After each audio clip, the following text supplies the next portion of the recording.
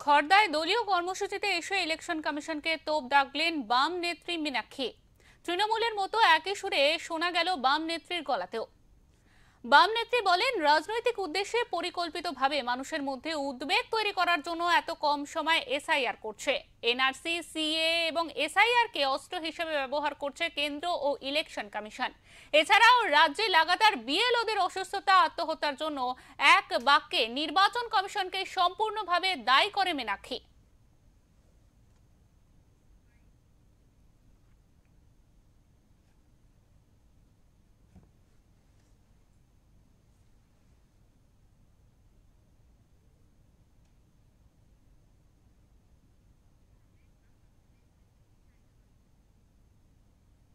যেখানে মহিলারা কাজ হারাচ্ছে তারা তো অপরিকল্পিত এবং রাজনৈতিক উদ্দেশ্যে সাধারণ মানুষের মধ্যে উদ্বিগ্নতা এবং আতঙ্ক আশঙ্কা তৈরি করার জন্য ইলেকশন কমিশন, আমরা এটা দীর্ঘদিন ধরে বলছিলাম যে গোটা ভারতবর্ষে আরএসএস পরিচালিত বিজেপি যে রাজনৈতিক দল, তারা একটি ফ্যাসিবাদী সরকার এবং সেই কায়দাতে তাদের প্রবণতাগুলো ফুটে উঠছে।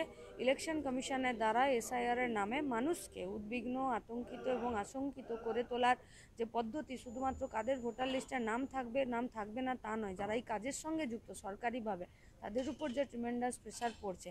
আমরা ইলেকশন কমিশন এবং দেশের সরকারের কাছে আমাদের এটাই কথা যে যাদেরকে নিয়ে কাজ করছেন তাদেরকে মেরে ফেলে কাজ করবেন না। যেটা ধারাবাহিক কাজ ছিল সে কাজ আপনারা করেননি।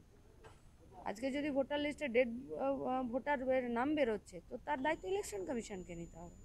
যদি ভুয়ো ভোটারের নাম বেরোচ্ছে ইলেকশন কমিশনারকে তো দায়ী নিতে হবে।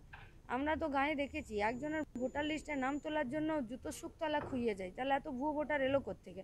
তাহলে ভুয়ো ভোটার তো ইলেকশন কমিশনের খাতায় তো অন্য কেউ নাম তুলে দিতে পারে না, নাম তোলে তো ইলেকশন কমিশন।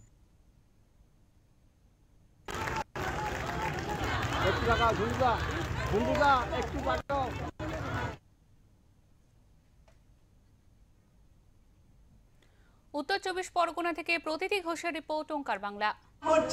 কিভাবে সেই অধিকার তারা রক্ষা